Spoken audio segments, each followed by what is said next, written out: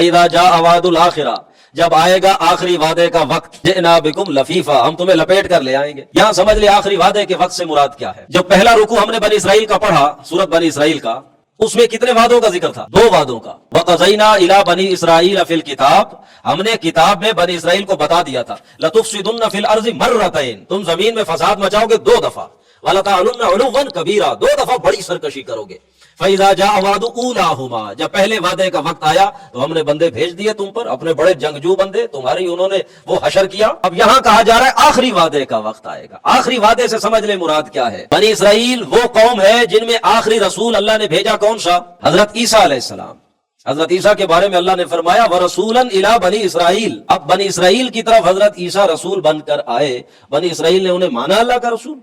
نہیں مانا، وہ اپنے حساب سے تو انہوں نے سولی پہ چڑھا دیا۔ اور اللہ کا قانون کیا ہے قرآن میں جو اللہ نے بیان کیا کہ کسی قوم کی طرف اللہ اگر رسول بھیج دے اور وہ قوم مجموعی طور پر اس رسول کو ماننے سے انکار کر دے تو اللہ پھر اس قوم پر اپنا عذاب نازل کرتا ہے، رسول کو بچا لیتا ہے۔ لیکن حضرت عیسیٰ اور بنی اسرائیل کا کیس دیکھ لیجئے، رسول آئے، انہوں نے مانا ہی نہیں۔ اللہ نے اس قوم کو کچھ کہا؟ نہیں کچھ کہا۔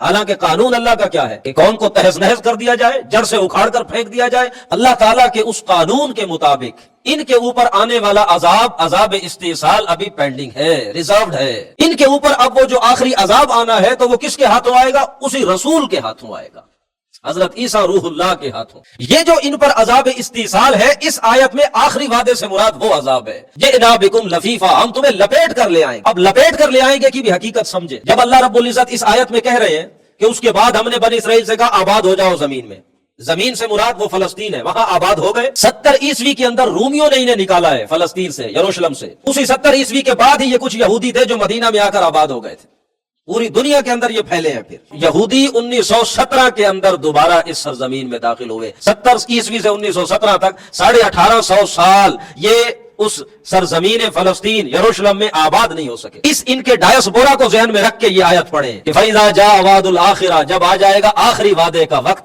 جئنا بکم لفیفا، ہم تمہیں لے آئیں گے لپیٹ کر لے آئیں گے۔ کہاں؟ یہاں اس سرزمین پر لے کر آئیں گے۔ جس علاقے کے اندر یہ قوم رہتی تھی، جہاں رسول بھیجے گئے، انہوں نے نہیں مانا، اسی سرزمین پر ان کا قصہ تمام کیا جائے گا۔